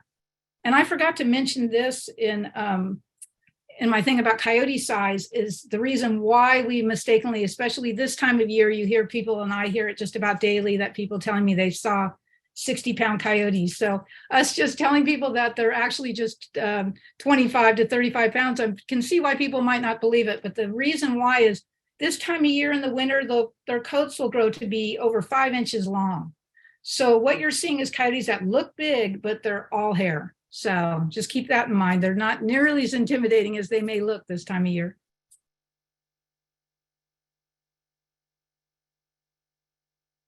Thanks, Kelly. Next question. Someone asked, do ultrasonic devices work on coyotes? Cat Stop and the Scarecrow water sprayer? Question mark. It's like speaking in code a little bit to me. I think I'm like you said, it's speaking in code a little, but what I will say about deterrence is that it really is, like we talked a little bit about during my presentation, about finding what works for your individual animal. Something that works for your coyote, another coyote might not care at all about. So I tend to be on the train of, I don't know, try it, see if it works. You never know. And it's all about, like Kelly's been saying, they don't really like those novel new things. That's scary to them. So it might just work. So I say give it a try and see. The one thing that I've heard people say they use that I know for a fact won't work, or at least I'm pretty darn certain, is they'll put wolf urine out. And down here in Southern California, a coyote has not smelled that before. So they don't know that it's a wolf. They don't know that it's a predator to them. They don't know that it's something bigger and scarier. So there's a chance, again, with that novel thing, that maybe it would work, but I've not heard of anybody using it and having it actually be effective. So that's one thing I would say, that to maybe just put it down at the very bottom of the list. Like if nothing else has worked, go ahead and give it a try. But that's something that doesn't really tend to be effective. Now, if you're in Northern California and you do have wolves around and coyotes are, aware and know what that smells like and know that, I don't want to be around these guys, they're big and extra scary, then try it. But down here in Southern California, I wouldn't say it would be very effective. So that's interesting because we sell at Sonoma County Wildlife Rescue, we sell predator or scat from the mountain lions and stuff for deterrence. And I guess because they do live around mountain lions here. So yeah. So that it does repel them. You have to replace it all the time. But if you have a temporary situation where you need them repelled, it seems to be pretty effective. Yeah, I think it's definitely, like I said, about the wolves. Yeah. I've had people say I tried it and it didn't work, and I'm thinking it makes sense why you would use it, but down here where they haven't experienced that, maybe that means you go out in the woods and find some lion scat down here and bring it home, because maybe they have. But especially those urban animals, we're dealing with like animals that have never lived outside city limits in their life. And so the predators, their natural predators, are just it's not something they've ever experienced before. And I would say, to echo what Mackenzie said, that oftentimes coyotes, they get they're scared of new things, and that means that if you have lights out and even like a motion detecting lights, you occasionally may want to change it around, just because if it sits out there too long, the coyotes can learn about, get used to it. So again, sometimes if you've tried something that it was working in the past and it seems like it's not as effective, sometimes it's worthwhile to turn it off, leave it off for a while, or move it around just to change things up to keep it new for the coyotes. Because again, they're what's deterring them is the novelty of the experience, not the actual item itself. Yeah, relatedly, someone asked, and I've never heard of this one before either, but are ammonia soaked rags throughout a yard really effective? So generally, I would say that it's sometimes the ammonia can mask the smell of garbage, like if it's placed next to like a garbage bin or trash bin. In general, if it's just sitting out there, it's not. It's usually the ammonia is only really working when it's trying to mask the smell of an attractant, not necessarily just be there. Sometimes actually the coyotes, because they are curious animals, that the strong, anything that smells strong, even ammonia, could actually turn out to be an attractant that they could, if they smell something really strong, they may want to investigate that. So I recommend that ammonia may work in around, for example, in like putting it near a trash can or in the bottom of a trash can, but generally probably would not necessarily need to put it out unless it's next to an attractant. But like Mackenzie said, if it's working, it's working. Yeah. So yeah. Another question, someone asked, is it possible to listen to coyote vocalization to determine if you have one or more packs in your neighborhood? And are there clues to help determine if there are different vocalizations of a single pack versus different packs?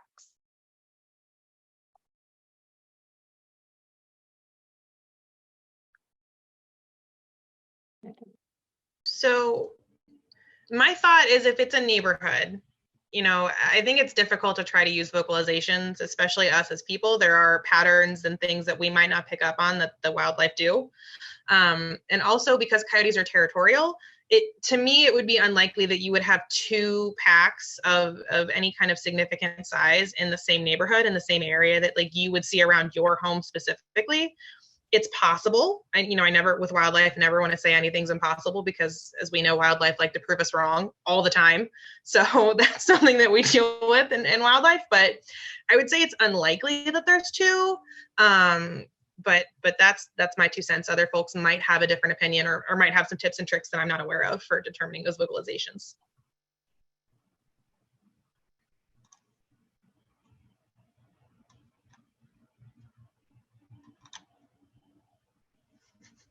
Yeah, I think probably with that, the effect on their voice that you were talking about, Kelly, I think it makes it really difficult to identify how many members are in a pack. Relatedly, someone also asked if you can email that video of the coyote family howling, so they could use that in their community. So I'm sending them. Yeah, they could also find it. Yeah, they could also find it on YouTube. It's just Burbank Coyote Family, I think, or something like that, if they search that term. But if you can't find it, yeah, more than welcome to contact me, and I'd be happy to send it, the link to it. Perfect. Burbank Coyote Family howling or something like that, maybe. Okay. On YouTube. Another question, what is CDFW's policy on sick or injured coyotes that are not habituated? Should coyotes with mange be rehabilitated and released back in the same area, or euthanized if captured by an animal control agency? Yeah, so that goes back to whether or not, again, not all rehab facilities have the capacity to take on coyotes. A lot of them, again, some of them focus on some of the smaller animals or birds. So it's really, again, up to each facility and what the terms of their permit allow for. And what the facility is capable of. And as for, I think Kelly and other folks mentioned that it is actually quite hard to even when that coyote is injured or sick, it is often quite hard to get them into a rehab facility just because they're difficult to catch. We do have cases where the coyote might be unlucky in that it got sick or injured, but lucky in the sense that it was able to be picked up by a wildlife rehab, recovered, and it was successfully released and back where it was found in suitable habitat, and it works. That's when the stars align, all the factors align. That's a great outcome if it's possible. Yeah, it's really important with coyotes, especially coyotes, because their family bonds are so strong that they are released as close to possible where they were picked up. Obviously, with orphaned young, there's a little more leeway, but we generally try to release everything right where it came from, if possible, everything that comes into care.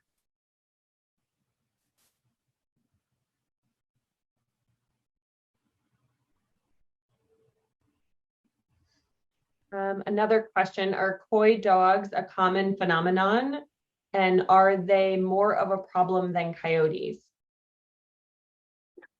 So in coy dogs that are for those are often coyote domestic dog hybrids.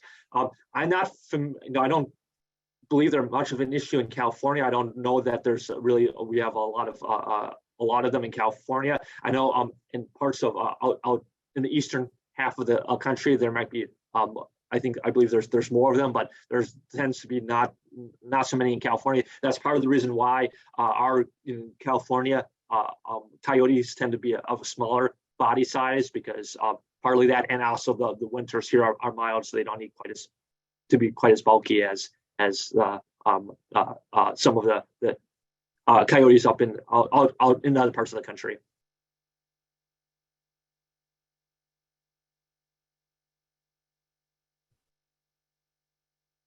Another question, I think this one might be for you, Kelly, references some of the material in your presentation. What were the different coyote seasons and their implications on coyote behavior again?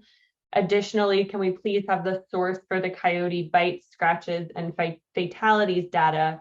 It would be great to cite that when educating community members. And they said, great presentation all, thank you. Oh, thank you. Yeah, they can email me for those citations. I can send them the information. And what was the other question before the citations that they were asking for? Yeah, so they said, what were the different coyote seasons and their implications on coyote behavior again? Right. So right now in winter is their breeding season soon, and they'll have in breeding season, for males that are transient and have not yet formed a pack, there might be more aggression with off-leash dogs, perhaps. Sometimes you'll hear more vocalizations in the winter. And then spring, of course, is when they have, around mid-April in this area, when they have their pups, they're going to be more defensive of den sites. It's the only time they use their dens is when they have their pups that are nursing. So you might see more protections of territory around the den sites, especially. And in summer, when the pups are out, you're going to get a lot of calls on people saying, oh, the coyotes are overpopulating. All of a sudden, I'm seeing big packs of coyotes. And it's just because of the time of year. Those animals will eventually disperse. Most of them won't survive to the first year. So it's not evidence of a bigger population in the area. That's anything long-term. And then in fall, a lot of times the juveniles are out on their own for the first time. So they're kind of like kids that are just leaving home, and they're trying to learn what their boundaries are and how to behave around people. And so there might be some increased conflicts or more increased sightings because the juveniles are, they're just kids, and sometimes they just need to learn the most effective survival strategies. But as far as those statistics, yeah, they can email me or Project Coyote through me, and I can get those to them on the bites. And perfect. I'll put in contact information here for them. Thank you. Another question, interesting to learn that coyotes react/respond as feral cats when they are removed from an area/colony. I don't know if understand that question actually. Interesting to learn that coyotes react and respond to feral cats maybe when they are removed from an area or colony. I might ask them to rephrase that one if they want that answered. I'm not sure I understand. Another feral cat question. It said about how high was that feral cat feeding station? 4 feet question mark. Oh, that's an excellent question. I can get them the plans for that. I would guess about, you want it to be high enough that a coyote's probably not going to jump into it because the entrance for the cat is so small. So, but you want it high enough that a cat, even if you have some seniors within your colony, they can access that pretty easily. But you don't want it so easy to access that other animals can climb into it. Although the aluminum apron really keeps opossums and raccoons from accessing it. So it doesn't have to be extraordinarily high, just high enough that, I'd say 4 feet's plenty, probably. But I can get them the actual dimensions of that if they want to contact me for that. That's just an example. You could build them yourself. Those are the ones that we've used in San Francisco.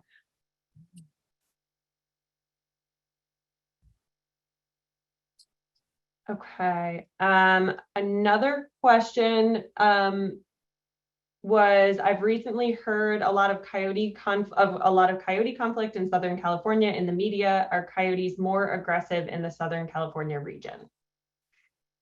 Maybe Mackenzie. Yeah, I wouldn't say that coyotes down here are more aggressive. What I would say is we have extremely dense populations of humans are in and around these coyote populations. And so they're just coming in contact with people more.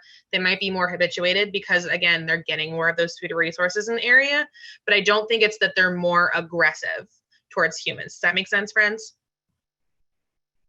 Good stuff. Cool, cool, cool. Yeah.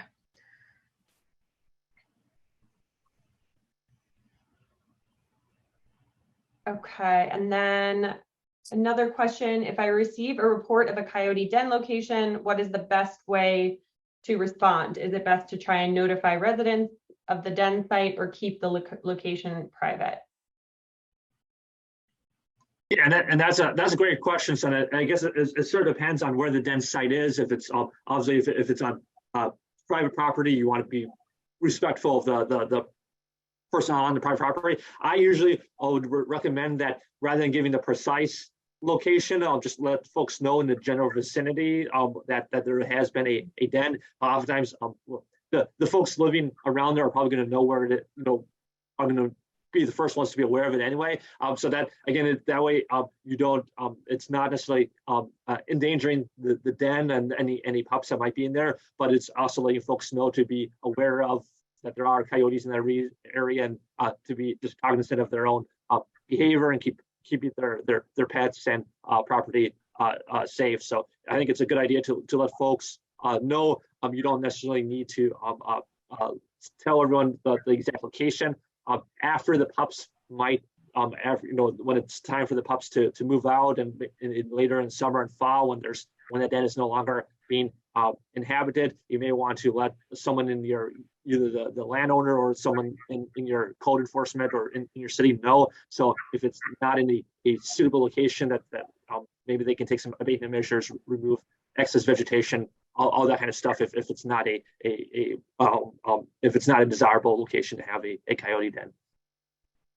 Yeah, I would also add to that it's good to let people know because we don't want to haze coyotes that have a den. So just letting them know, like Alex is saying, there's one nearby. So if you see a coyote, probably best to not haze it in this situation is always a good thing to be aware of as well.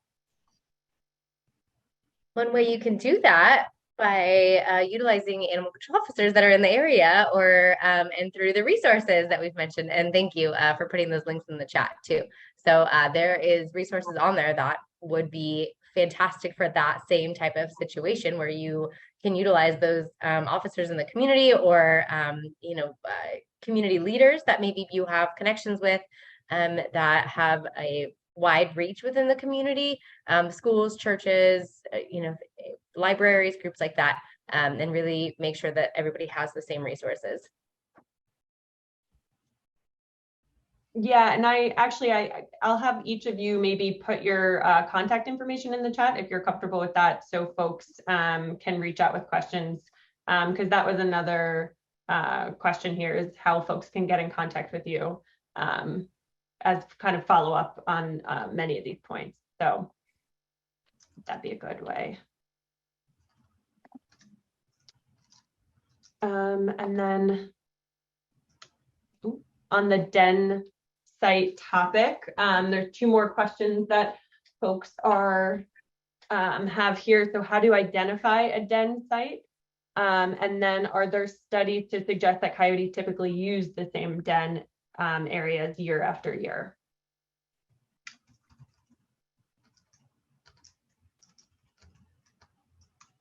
So that's a great question, and it's can be a challenging, especially in Southern California, because again, the climate in Southern California is really great for both people and coyotes. So oftentimes you may not be able to identify a den. Oftentimes the den sites are if you see a coyote going in and out, like out of underneath brush or vegetation, there might be a den there. But oftentimes in Southern California, it's oftentimes a lot of the dens sites aren't very noticeable.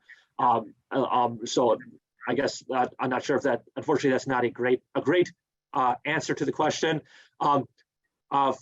For in terms of whether or not they use the den over and over again, I'm not sure if maybe Mackenzie or some other folks might be more knowledgeable about that than I am. Oftentimes a coyote mother will often have multiple dens that they might use throughout the season. So they may use one and come back.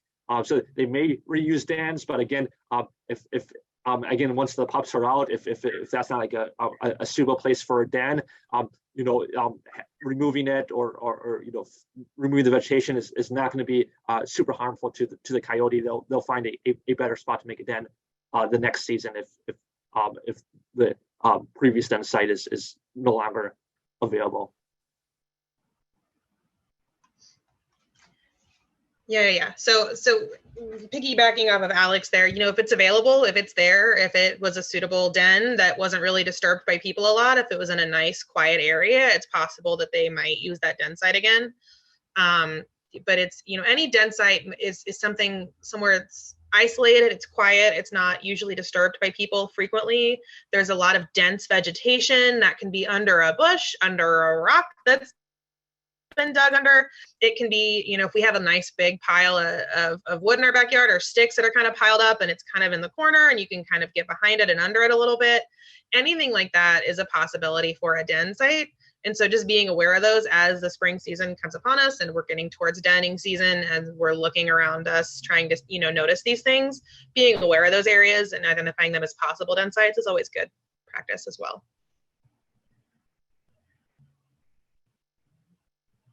Perfect, thank you.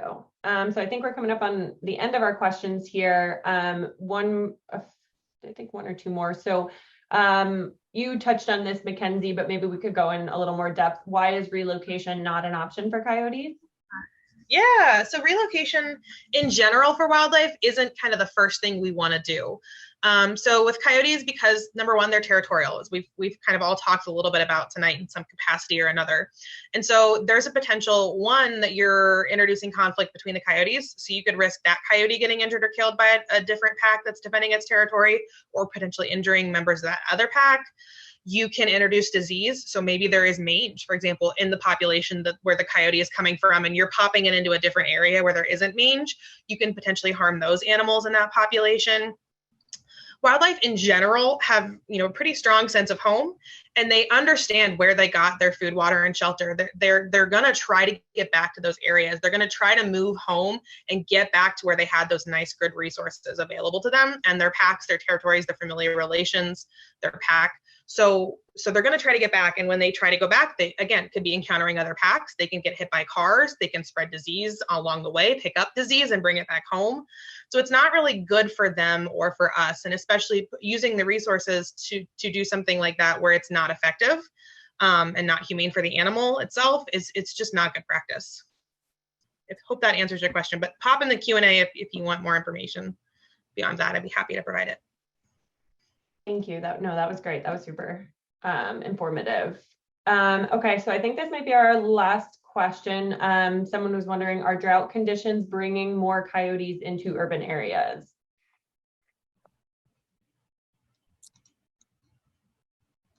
Now I'd say that's another one of those, a great question. We don't necessarily have because the droughts are uncurrent, we don't necessarily have the scientific evident data one way or the other to say that for sure. I would say that it's especially in Southern California, just with the amount, the immense size of the human population, that number one attractant is food. So that's probably the sort of the factor that sort of overrides all other factors. But I would say possibly at local or smaller scales, drought can absolutely be an impact on being having if there's sources of water that can absolutely bring in coyotes, or sometimes sprinkler heads are often chewed on by rodents, and in turn those rodents can then act as attractants to coyotes. So I would say that the science is not doesn't say one way or the other, but I think it's a reasonable hypothesis that drought could have an impact on at local levels.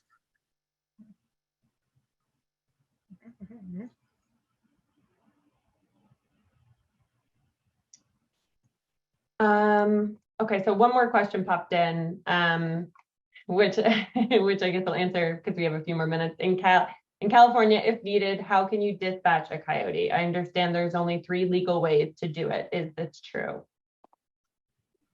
So in California,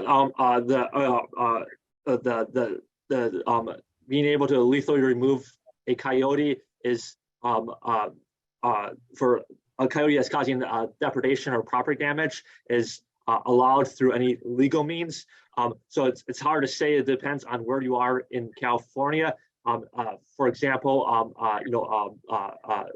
in rural areas, you are allowed to. You could use a firearm with non-lead ammunition to take a coyote. However, oftentimes local laws or within cities, it's not safe or legal to discharge a firearm. So oftentimes the limiting factor is going to be depending on where you live and what are the local laws regarding whether or not you can use firearms.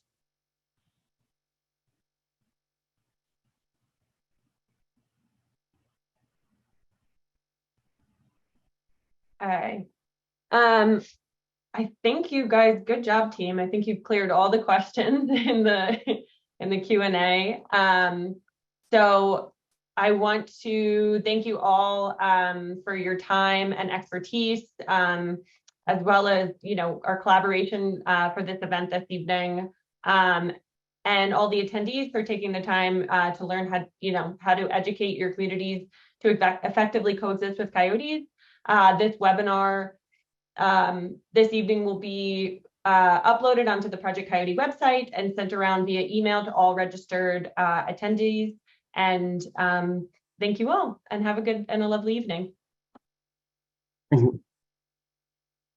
Thank you all. Much appreciated. Have a wonderful night, friends.